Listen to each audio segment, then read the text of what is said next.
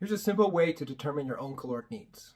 We're going to start by multiplying your body weight in pounds by a specific number based on your activity levels. So we've got lightly active, which is less than 3 hours of activity a week. We've got moderately active, which is 3 to 7 hours a week. And we have very active, which is more than 7 hours a week. Then for each of those activity levels, we've got 3 goals. We've got weight loss, maintenance, or weight gain. So for lightly active, for weight loss, we're going to multiply our body weight by 10 to 12, 12 to 14 for maintenance, or 16 to 18 for weight gain. For moderately active, we're going to do 12 to 14 for weight loss, 14 to 16 for maintenance, 18 to 20 for weight gain. And then for very active, 14 to 16 for weight loss, 16 to 18 for maintenance, 20 to 22 for weight gain. So just as an example, a lightly active person weighing 170 pounds aiming for weight loss will consume between 1,700 and 2,040 calories per day. From there, if you want to determine your individual macros, I like to have people start at 30, 30, and 30. So 30% protein, 30% carbs, and 30% fat.